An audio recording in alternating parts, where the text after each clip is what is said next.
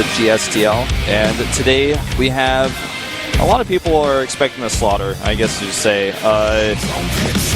Let's be honest, Seoul has been the easiest team to beat this season by far.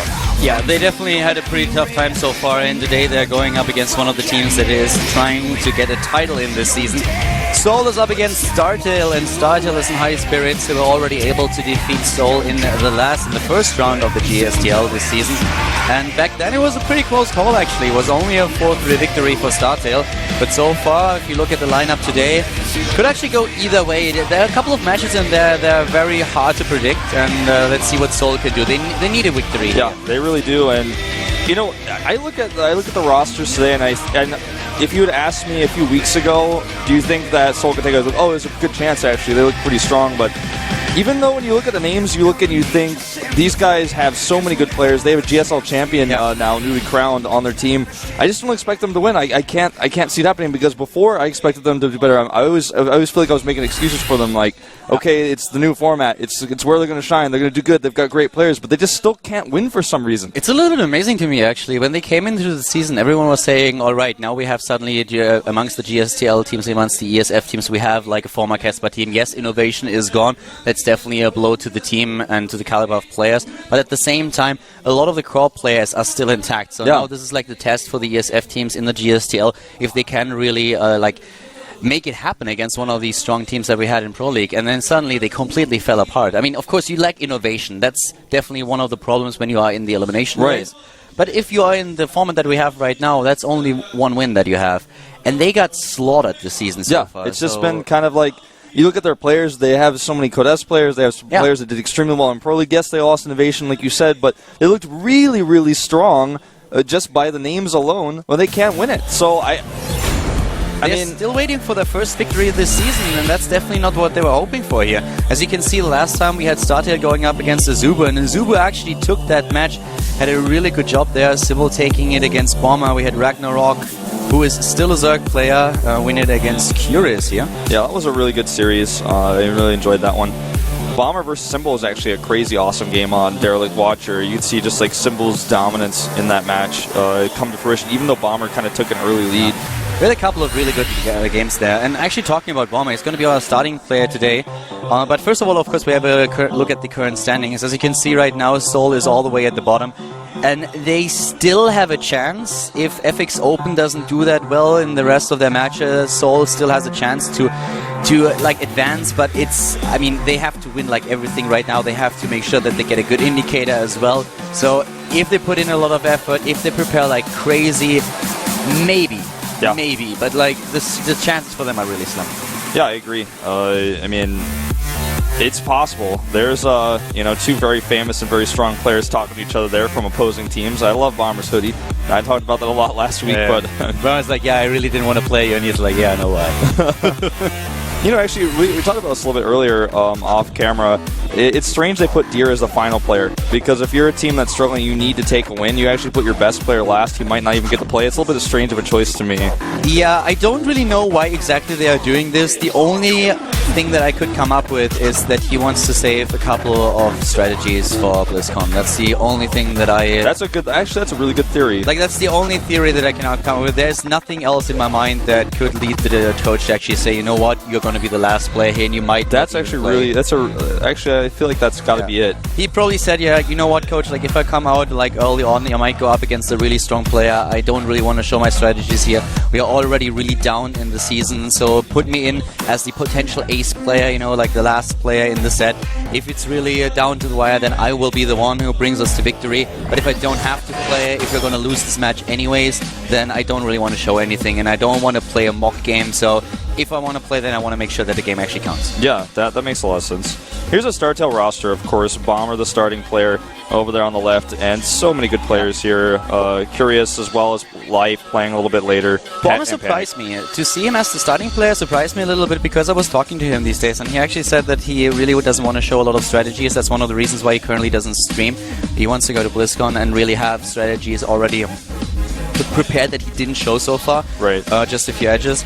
But I feel this is one of the reasons why we see him in Fruitland today. So I feel that the map choice is going to be a really significant one. Yeah, I agree. Like, I think that, you know, if you want to hide strats, Fruitland is a map that's used specifically in this league only, so there's no way somebody's going to study your Fruitland style and use it against you in BlizzCon. You know, we saw him last time coming out at the last play, and that was the reasoning behind it. I talked to him quite a lot about it, and he said, like, yeah, I wanted to come out last, so I might not even have to play, but I really want to show my skills then if I have to. Didn't really work out for him as it turned out. But right now, with Fruitland being the starting map, this is another option that they have. They can put him on the map that's not going to be played at BlizzCon and say, like, you know what, just do your best there. Bring us the early lead here, maybe. It's a map that no one else has to play, so that might be the better choice, and that's what they went for here. So I can see why they would put him out at first, being at Fruitland, but at first, when I only saw the lineups and not the maps, I was very surprised to see that. Yeah, exactly. But the funny thing is, I feel like the first two games, if you look at just the player names alone, here we have our list. So if you look at Bomber versus Youngju and you look at Life versus Huangshan, it looks like it's going to be pretty clear, like, who gets ahead here. It's going to take a miracle for Youngju or Huangshan to win those, but if they do win either of these matches, it really gives Seoul a good outlook into the rest of the series. Yeah, that's definitely true.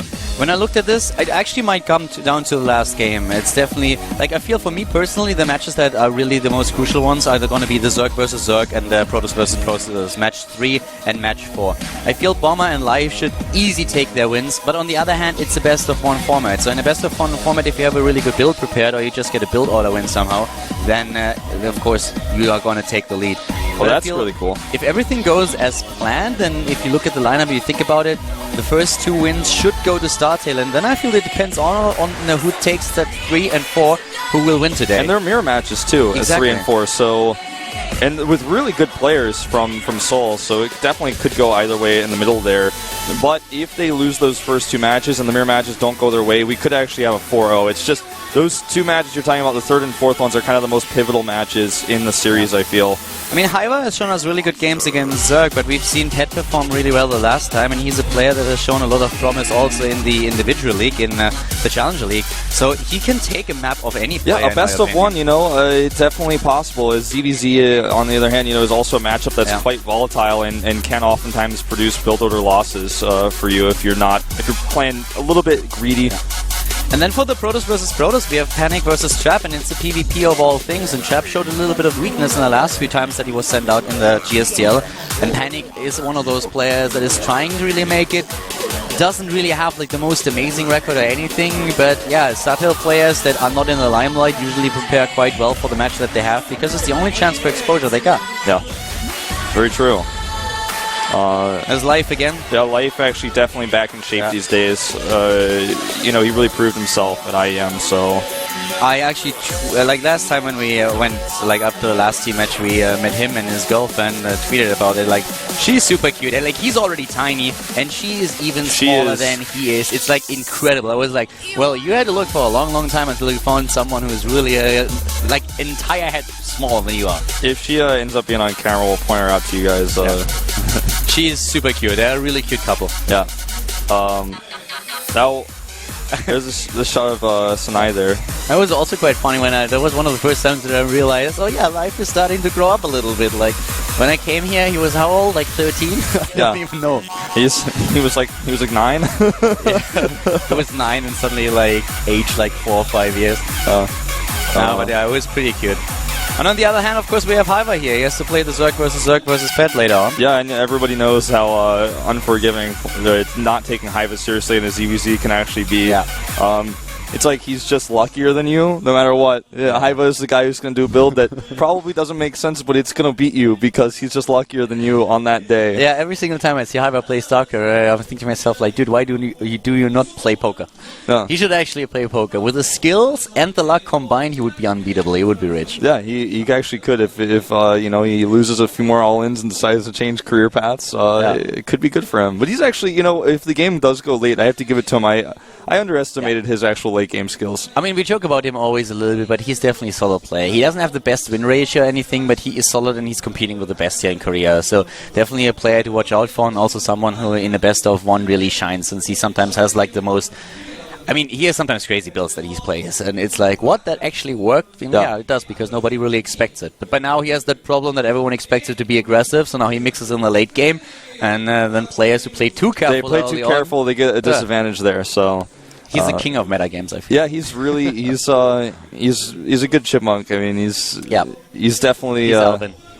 He's the one who's always getting into trouble. You know, that Alvin. I just feel like when Hiva's doing something, is doing a strategy. Like the coach tells him to play the late game here, and suddenly he goes with the early pool, and the coach is still on the vigil.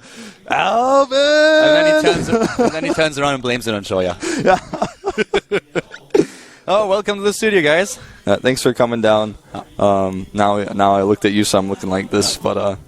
No, that's all fun. Like I can actually really see that. Like hi, and then he's like, no, it was me. It was actually Choya, a second chipmunk. Noblesse, unfortunately, not amongst us anymore here. So yeah, Noblesse is the third chipmunk. He disappeared. We don't know where he went actually. It's a ninja chipmunk. he's actually like climbing a tree somewhere with like a little... No, dude, like he's here in the studio and pulling an Inca. Yeah, he's doing that. He's hiding. He was over the top of a tree with like holding a mouse like an acorn, and he's going to go like bury it somewhere and find it a few years later. He's going to bury a mouse? He buried his mouse, because this is what Noblesse did. He buried his mouse somewhere. Nobody knows where. He's not like, a cat, he knows dude. where it is. He's going to remember. No, the squirrels, chipmunks, they bury the acorn. So he buried his mouse somewhere, right? So now a few years later, when he wants to come back for Legacy of the Void, he's going to dig it up, and he's gonna return to StarCraft 2. Dude, you have like a crossing between a cat and a mouse there, like between a cat and a dog. Like the cat hunts the mouse, transforms into a dog, and buries it. No. The chipmunks, they hide things. Like a squirrel? Yeah, like a squirrel, but just like more chipmunk-like. But it eats mice. What? Huh? Wait, who eats mice? I don't know. You were talking about someone who buries a mouse. Burying? Oh, the mouse, like the mouse that you play the game with. Oh, okay. All right. That makes a lot more sense. He's hiding his mouse. I'm like, what? Right now is kind of like the winter of StarCraft for him. When it's time to eat again, he's going to come out and dig up his mouse. What kind of squirrels and chipmunks are you talking about? Like, what? He hunts down a mouse and buries it? Like, dude, seriously. He's a pro gamer chipmunk. Okay, that's what he's doing. Okay, that makes a lot more sense now. By the way, that took me a long time. It seems like this is just a long excursion to talk about nothing because we have some sort of unknown downtime, but I just realized we have some sort of unknown downtime. Oh, we do? I think so, because I think the game would have started by now. Oh, well, I can see that one of the players is in the lobby, but not the second one, so I guess that Bomber is probably ready. At least I saw him preparing in the booth, and, doesn't matter what really happens here. Our first game is going to be Zerg versus Terran, and Yongjo, of course, one of the players that is a little bit newer. He actually had pretty good results in the GSTL so far. He showed good games, even when he lost. There was always a lot of promise. I think the first time we saw him actually go when they went up against Axiom Acer in the first round, and he had a really good first game, and then he went up against MMA and got stomped. Yeah, it was that game was basically just couldn't deal with the mid-game pressure, and then he just kind of fell apart and died. A simple drop kind of killed him there, so that was definitely one of the matches where we're like, what? Not really the guy that played like the game before, but is stabilizing a little bit. He gets more comfortable with the situation in the studio with playing in front of a camera and in the booth. So, by the way, where's Last? I don't know where he is. He's on the roster, I'm pretty sure. I checked. Noblesse caught him and buried him. Yeah, he's buried. Noblesse buried him. Last is also going to make a return someday, I think. I hope. I mean, there's that Terran depth on this team that we haven't seen because he's never come out for some reason. Maybe he's... in general, we have so few Terrans like these. Yeah. I mean... With Last, I heard at some point a rumor that he's sick, but I don't really know if that's true, if that was ever the case, and what exactly is up with him. I actually do not know. So I mean, he was actually one of the better Kespa Terrans for a little while there. Until he got kind of overshadowed by Invasion and Byung. But I mean, when they switched over the first season that they had in the OSL, how far did he go? Did he go up to was it the semis? Was it the final? I think it was the semis. Yeah, he was in the semis. I think MC crushed him in the end. Or was it Rain? I think Rain actually got him there. I can't remember. Yeah, of course, Rain won, but I think MC won against I can't remember. It was a while ago. He was on the special Kespa version of the bracket, so... He definitely went like a long way. He was either in the semis. I feel he played against MC, but I don't really remember. But the season was won by Rain in the end. Rain might have actually Last might have taken out MC and then went up against Rain in the finals and lost to him. DRG lost to Rain in the finals.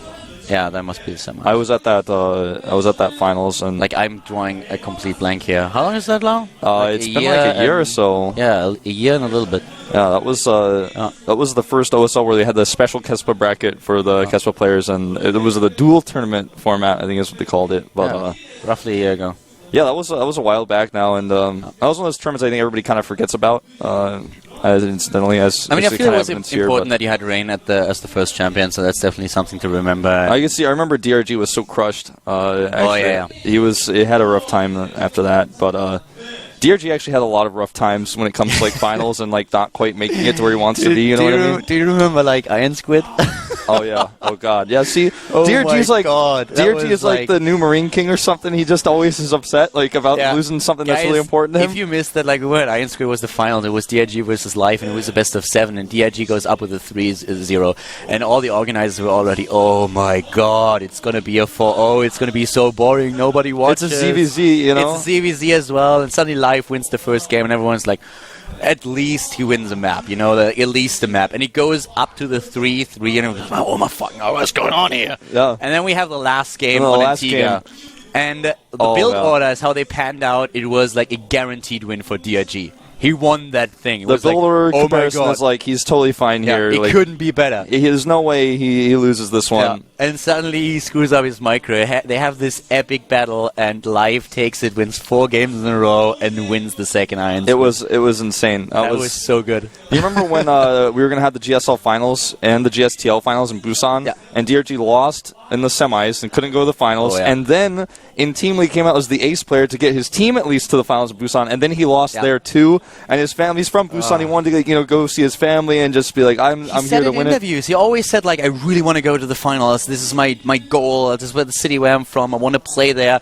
And then he got crushed, and then he came out in the Team League. It was actually in 2 matches where he came out in the Team League, and he was the ace player, and both of the matches were incredibly important to them, and he lost every single time. And it looked like he was just, he was annihilated. It wasn't even close. So it was like, what's going on here? It's definitely, I think, like he was feeling the pressure there.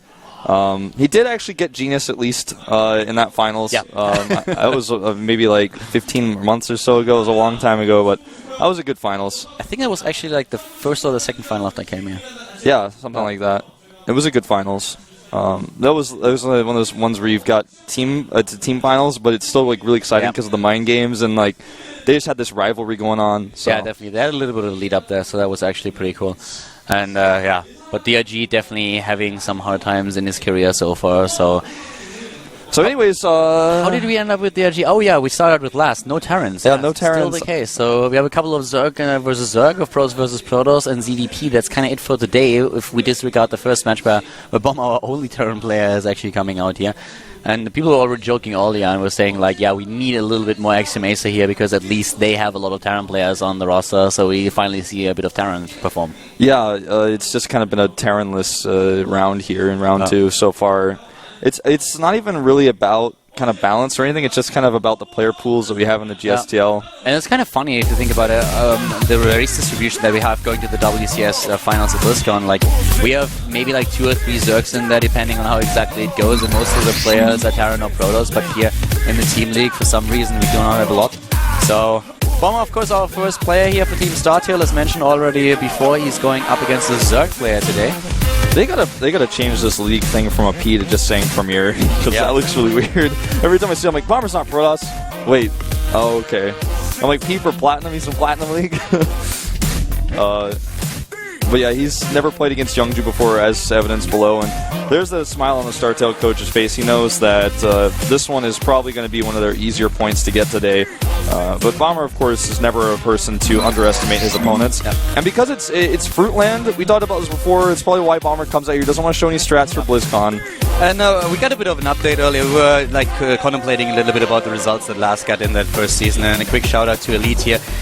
Rain actually took out Last in he reverse killed him in the semifinal. That's right, yeah. That was actually a pretty epic series. And then the match that I remembered with MC also happened because they played for the 3rd and the 4th place, and MC took Last out there. So now it kind of makes sense why he played like both of them. Okay, yeah. Okay. So that would make sense, yeah. We were both right with that they played, we just didn't have an idea about when exactly it happened. So thanks to Elite of updating us with the results of that tournament a long time ago.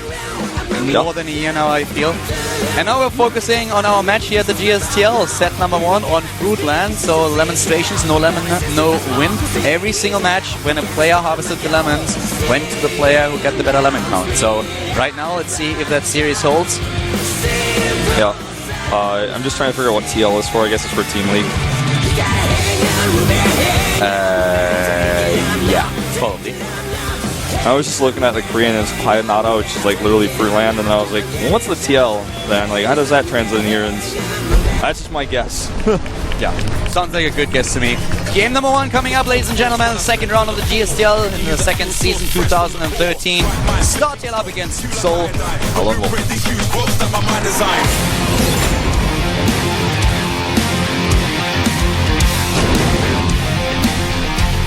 And at the bottom of the map, to the bottom left of Fruitland, our first game today, the Terran player for Team StarTale. StarTale Bomber. StarTale Bomber ready to bomb it up on Fruitland. Dude, you have to re-dye your hair. That just doesn't work. Like, either have someone really like make the hair like dye it back. No, dude, like no, just no. I'm down. Yeah, but you're weird. Top right of the map, we have the starting player for Seoul. This is Seoul Youngju.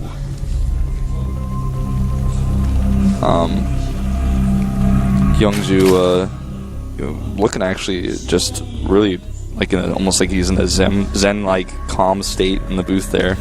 I mean, let's talk a little bit about Youngju actually. Like we said earlier that he has not the worst record in. He's like one of the younger players, one of the new players that is now like playing for Seoul because they really need a few players here with the new format that we have in the second round. You need a bigger lineup as well. And currently he's in a position where against Terran he's not really all that successful. He came out, he played actually in the WCG qualifier in Korea where he lost to Hard with an 0-2. Then he played in the GSTL. He was faced with MMA. We talked about the match earlier. Yeah. He was crushed with mid-game pressure. And before that, though, he played a couple of really good games. So Youngju definitely a player who starts to improve, but he's a little bit shaky against Terran. Only best of 3 win that he took was at the qualifier for the Challenger League when he was able to win over Labyrinth with a 2-1. So he finds himself with a 33% win ratio. Not really the best, and of course always a bit tricky when you go up against someone like Bomber, who has repeatedly said that he doesn't really like the matchup against Zerg. It's the matchup where he struggles the most, he doesn't feel really comfortable. He improved a lot in the matchup, but at the same time he still says, I don't really like it. I prefer to play at TVT or Terran vs Protoss, and it reflects in his statistics. In best of 3s, he has a 35% win ratio against Zerg, which is for a player of his caliber just atrocious. And in maps, he has a 44% win ratio. A little bit better, but it's still a matchup where he says, like, yeah, that's not... Yeah, it's not atrocious, it's just not his best, like you said. Bomber really wants to get this Overlord. I don't think he can get this one, but he might actually be able to get the second one because the pool is so late here for Youngju. I think it's possible. Looks like our Korean observing PC, actually it's the backup PC, is having a little bit of... okay, everything's fine. So never mind. Everything's cool. Forget everything I said. But I think, you know, he should actually get this Overlord. Now looking at it, I think if he... Oh, he's going to be close. He needs a Micros Marine. And he is microing it, but it looks like the Overlord may actually just barely escape. Yeah. No! That was a close call. 10 hit points. Not coming to scout anything anytime soon, though, that's for sure. Yeah, he's not going to be back. Well, as it is, we have a quick speed here, and I like this against a player like Bomber, just because Bomber is... If you give Bomber actually the chance to get Harvest that pressure out... Yeah, get those. If he gets those lemons, man, whoever gets the lemons wins the game every time. 100%. Well, these two links get a good scout of the CC timing, but that idle worker time, man, is always getting me. So guys, if it's actually like one of the first times that you see this map, this is, in my personal opinion, one of the coolest maps that we currently have in the GSTL map pool. It's funny as hell, and we have a bit of a mechanic on the map that is also influencing the gameplay quite a bit. To the left and the right side of the center of the map, we have like big ass lemons that you actually can just take down, and then you send a drone over and you harvest the lemon, and you get 500 minerals every time you do it. They respawn periodically, so something to keep in mind here. If you gain map control, then you can just go for the lemons and harvest them, and I'm not joking, we might see that later. By the way, do you think, I mean, he's making a lot of links, I mean, this is obviously going to be for aggression. Do you think if he gets there and Bomber's 2 set up, he's just going to go take the lemons? Because I would just say, oh, no, this isn't work, and I got to get the lemons. Yeah, he could do that. I mean, he's probably expecting Bomber to really be ready for this, and you can also see that this is more of a poke than anything else, since he takes the third base and also the more harvesters. drones. Yeah. So going. Well, he's actually committing a lot more than I thought. Bomber so far not losing too much. Oh, but he has to be careful with those Marines. Yeah, I think he should just go get the lemons, to be honest, with those things now. He should get the lemons now. He has the map press. I think he's sending a drone on the map. There's something going. I think he's sending a drone, not that drone. Yeah, he should probably leave one ling behind. Yeah, he's definitely sending a drone. Okay. See that one on the mini-map? That's got to be a drone going for the lemons. You know, he does exactly what I just said. He sends a few lings over. He should leave something behind so that he doesn't sacrifice them like this. Yeah, that was a bit oddly controlled there, but... Just to make sure that Bomber isn't moving out with anything that he doesn't have anything. But you can see at the right side of the map, there's a circle of Zerglings on the mini-map that you see there. Yeah, he's taking the lemons. Him harvesting the lemons. It's actually funny how many people think we're joking when we talk about it first. Like, oh yeah, you should like harvest the lemons. And like, what are they talking about? Like, what? Is that real? Is that a thing? Yeah, it's a thing. It's a thing. It really is. I actually went and played the map myself in a few customs. It's actually quite fun. So he will actually get the lemons. On the other hand, Bomber's timing here is pretty scary because Combat Shields is about to finish, and he actually, I think he can kill that third base because there's no Baneling Nest, as far as I can tell. He's starting 1-1 upgrades. He's got no Baneling Nest, and that no Baneling Nest means no third base gonna live here against Bomber's pressure. The problem that I see here is just like he doesn't have any scouting. He has no idea that it's coming. Yeah, he has no idea. And he has 24 lings, but that's not going to be enough, especially if Bomber gets a good position here in the mineral line. And he already does. See, the Baneling Nest way too late here. He starts it. If hadn't he known, this would have been a very different situation. I mean, so far, I have to... he's going for it. He's really trying to pull it off, and he might save that hatch, and he will. Yeah. It's going to be it's costing him a lot, but he will. Yeah, he actually does save it. I mean, Wolf, don't forget one thing. Currently, Yongju has a massive lead in this game. Yeah, and you just got the lemons. Exactly, because he got the lemons. Yeah, so far, we haven't seen a single player that harvested the lemons and lost the game. I'm trying to figure out like exactly what this sort of advantage should be called. I think it's just called the lemon advantage. No, he has the lemon advantage, 1-0. Like no lemon, no win. Yeah, we have not had a game yet actually also where someone harvests a lemon and then his opponent also harvests a lemon. It's always pure. You know, he's got lemon control right now. I mean, you can really, if you get them over and over again, you can eliminate your player just because you have your opponent, just because you have like so much more income, and he already has a drone over at the lemon spot. Does he maybe not know that there are two? I think that was... Oh, no, you know, if you actually don't re-rally it, the drone will automatically come back. So he probably just automatically, the same drone that harvested it came back. Still, like, give me a reason why he shouldn't harvest the second one now. I don't know, but Bomber actually thinks that there's an all-in coming because he's making siege tanks and made 4 bunkers. There we go. He's actually playing like, he's like, no, I know, you actually can't come back from trading that many links against me. He's going for the second lemon now. Alright. Gas is also being taken, and I mean, we talk about lemons, we talk about like strategies coming to fruition here, but currently we have also the tech completer for Yongju, and he's going straight into the Spire, whereas Bomber with the 1-1 upgrade started, heads into Armory to access +2/+2, and I wouldn't actually mind to see maybe even the Thor later on if Yongju is really going to commit this heavily to Mutalisk. Yeah. Because currently it looks like he wants to back a massive amount of gas, and he has the minerals to pull it off, so he could go into a huge amount of Mutalisk and not only like focus on the ground army with Link. If you think about it, I mean, he spent a ton of resource for these lings that didn't do anything aggressively to Bomber, but all the money spent on the lings is now coming to fruition here with the lemons being harvested. Bomber, on the other hand, does see this, and he could actually try to snipe the drone. I would. He's trying to. I don't think he can get it. Even if he tried, the drone's going to live no matter what here. I love that this is the thing right now, that Yongju is actually really trying to protect his harvester here, and he's bringing it back. Then Medivac is just standing there and is probably waiting for the drone to approach, trying to move in right now. So the 500 minerals for the Zerg will be there. The drone is on the way. And by the way, somehow he's gotten away with making not a single bane in this game against Bomber of all people. I don't know how he's making that work. So important since he doesn't spend gas. He's already on his way to get +2/+2 burrow and speed. Takes the third base here. And with the creep advantage, of course, the Zerglings will be there in time, even if Bomber decided to drop his Marines there and take it out. But the Terran player has his own third base. We have Bomber once again with a couple of siege tanks before he switches into the Widowmine production. This is something that he always does in the matchup. Yeah, we have an Overlord coming up. Yeah, a 5th base coming up here to the left, and the Overlord's actually a bit of a problem for just a second here for Yongju, but now he's starting to destabilize with that as a few more finish, and taking the 5th base with all these mutas coming out could be really good. I have to say, sometimes Bomber's play in the mid-game is just, it's not as aggressive as it needs to be against a style like this, a super greedy style, and he will finally actually find this base up here and at least try to force a cancel on. He came a little bit late, and if Youngju reacts quickly, he should be able to stave off both drops. The first drop especially, since he already flew it away. And nope, no cancel there. Oh, it doesn't even actually escape it.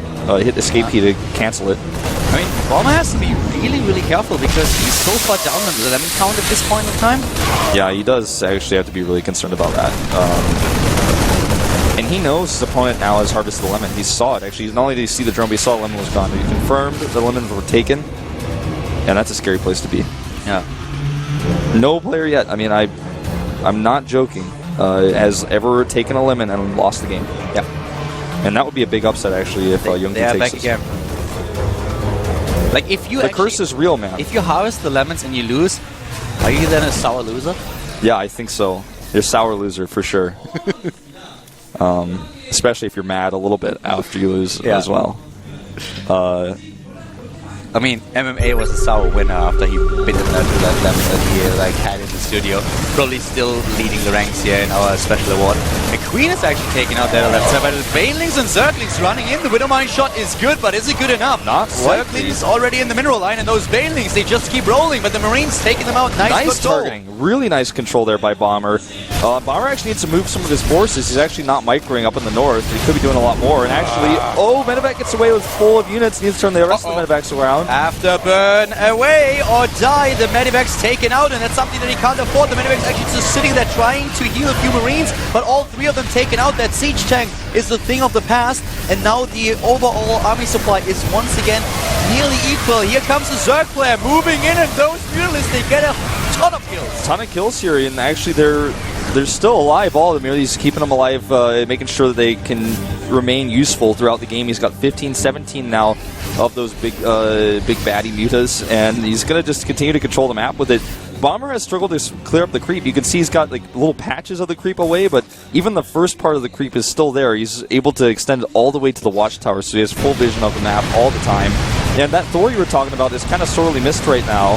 Where is it? I mean, he needs one Thor, I think, to add into his mix about now. Bomber decides to go for the move out since he realizes he can't play ping pong with his opponent. There are too many Mutalisks already on the map, but he has to be careful. There are a lot of Banelings, and the Banelings are on the move. Bomber is aiming for that hatch at the right side of the map. Here come those Banelings. Where are the splits? Bomber is splitting, and the Banelings trying to move in by great targeting here. The Terran player keeps most of the Marines alive, and those Mutalisks will never be able to go head-to-head with them. Yeah, and Bomber's just showing, he's actually just playing Wings of Liberty style. He's making siege tanks on Marines. Only has over 70 Marines on the map until they all die here. He actually takes him out with a couple of Banelings and the rest of the Mutalisks. Doing a great job here. The Zerg player still behind in overall supply a little bit, but he is on 4 bases, establishing himself at 5th. Bomber currently on 3, but the Terran player never to be underestimated, especially since he's already heading into plus 3. Yeah, 3-3, nearly halfway done here for him. And he's just making a lot work with a little, and always having just so many reinforcements. He's making 13 Marines at a time. Nice Zerglings for the run by 3rd base, and once again at the top right, we have to fight the Banelings. Moving in,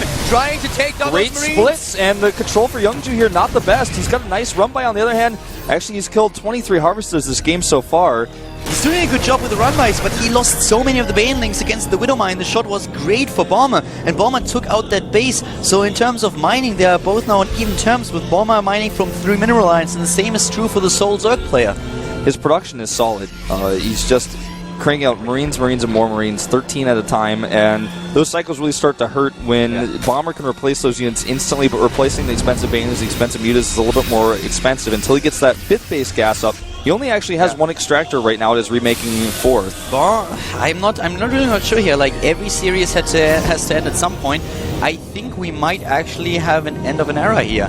Yeah, the Lemon era may be over. The Lemon era may be over. But look at the economy for Bomber. It's starting to look a bit shaky. Yeah, he has mules, but he only has 36 Harvesters, so he really needs to make a lot happen with this group of Marines. I think he can. He's up 50 army supply on the other hand. Look at how far down the Harvester count is for Bomber. He's at 36. He has less than half the Harvester count of his opponent, and that of course opens up a bit of supply for the army. And here we go. That base to the top left, there's no way to save that. Yeah, he's losing Larva even to Marines.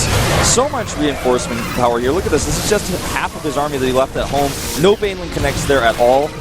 Decent Widowmine shots here too, and Youngju is looking like he might be out of luck here because he's got nothing to stop Bomber's aggression. Bomber can be happy, like you said, that he actually has more army supply with the lack of SCVs he's not making anymore. Youngju has crazy APM, and he went up to 600. Most of the time he's at 400 at least.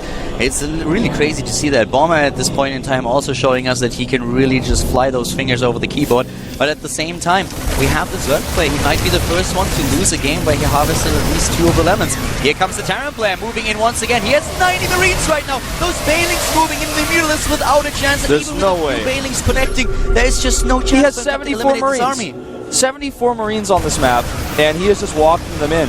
He's like playing this like it's the campaign for Wings of Liberty. Doesn't have any medics. He's got his medevacs though, and they've got boosters. I mean, he could A move and go out and start a celebration right now. Yeah, he can go for the dance right here, and all the Marines just pulling an MJ and trying to go for a bit of a moonwalk. I mean, he doesn't even split. He doesn't even want to. Like he's actually just saying like I don't care. Yeah. You know, he's overstimmed even, but he's making a show. Yeah, he's definitely putting on a show right now with the 3 bases. That was all that he needed. The Mutalists, they are all gone, and this is it. GG. Bomber breaking the curse of the lemon and taking it on Fruitland with a 1-0 lead for Team StarTale. You know, I'm really sad for Youngju, but I'm, to be quite frank, a little bit more sad that the lemon curse is no longer real. It's no longer a thing. I was actually a bit surprised. If you think about it, he has 1,000 minerals thanks to that. Yeah. Didn't really lose a lot of it. And He just never was able to deal with Bomber's Marine splits effectively. do you see Live smile there? It's like, do what he did do. Like, you didn't get the lemons. And he's like, yeah, well, I didn't have the time. It's like, the Zerg got them the entire time and you still won. Like, how did you do it? To be totally honest, I think Youngju is not thinking about playing this game the way that it's played in Wings of Liberty, where you actually have to get infestors against that composition. And nobody plays like that anymore. Nobody goes pure Marine with a few siege tanks anymore. That just doesn't exist anymore. So I guess for him, he was like stuck in the other mindset, and Bomber's like, all right, now I played Wings of Liberty, and now I didn't show any strats, I'm going to go to BlizzCon, like, that was cool, I'm good, everything's fine, like, I made pure Marine, and you didn't make infestors, so I'm okay. With no infestors, I mean, against that kind of splitting, how are you supposed to win? Well, I feel the only thing, or one of the things that he could have done really is trying to just put a little bit more pressure on Bomber himself after he got that massive lead in economy. If you get 1,000 minerals thanks to those 2 lemons and you have the base lead, then you should be in a position where you can pressure a little bit more. But he didn't. Even if he just built Spinecore, like, I don't know. But the third base for Bomber was never really touched. Yeah. I mean, later on in the game, he did lose some of his harvesters, but it was already kind of paid for itself at that point. Just in macro, Bomber was just way on top of things. Like, the Hive Tech came in a little bit late. That's something that we could have seen Young to do a little bit faster. If he takes those extra bases, you really want to get the gas immediately. If you actually harvest the lemons, and I mean, we're not joking here, like, if you harvest the lemons, you have like 1,000 minerals plus. So minerals are not going to be the biggest issue. So if you get those additional bases, make sure that you immediately take the extractor so that you have a gas income that can actually match your mineral income so that you can put that to some use. And I feel then he would have been in a much better position here. Yeah, he took his gas a little bit late on some of his bases, for sure. Bomber finding that 5th base, that was kind of a gamble. Bomber found it and killed it. There was no cancel there as well, so that's 300 minerals gone out of the 1,000 if you want to think about it that way. I really just would have liked to see either infestors or more pressure, because I mean, it's hard to get infestors when you're like constantly being attacked by like 70 Marines that are splitting with siege tank pressures. Well, you don't have gas to throw while you're trying to get your Mutalisk count back up. I think he could have gone a few less mutas and more infestors, get infestation pit tech out. I mean, right now what we're going to have next is Life trying to step it up for his team, of course, and bring the second victory. And Soul finds himself now in a position that he probably expected, looking at the lineup. But they already became the punching bag of the Team League, and they're pulling a little bit of an Sosa this season, or a better Prime. Yeah, they're really pulling a Prime because they actually don't switch up their lineup like at all ever, and they're pretty small. They can't. So. Like, they're a little bit bigger than Prime was last season, but at the same time, if you think about it, like, they're very predictable since they only have 2 races that they play. They don't have a Terran player in the lineup. But right now we're heading into the second match, or at least we're heading towards the players. This guy already did what he had to do today. It's now time for Life. Life going up against Huangshin. Yep, Life currently in Team League 17 and 13, so 30 matches played in total in this league, and he's damn good, man. Yeah, you could say that. He's one of the most successful players that there's ever been in StarCraft 2, and one of the youngest ones as well. Yeah, if he continues playing, I feel he might at the end be the best player that we ever had in StarCraft if you look at consistency Yeah, exactly. over the career. Because we had a lot of players that were dominating, a period of time, like a month or two, where they won everything, but then most of them fell off a little bit. But Life is one of those guys who always wins. He's a little bit like MVP, but MVP has been around for longer, he has won more. But Life is one of those guys, if he plays for another couple of years, Legacy of the Void coming in and everything, he could be the most successful player that we ever will have in StarCraft. Yeah, you're absolutely right. Could happen. But now we're heading into a 5-minute break before we go into our Zerg versus Protoss. So guys, stay tuned, and when we are back, we have our second match here between Soul and StarTale at the GSTL.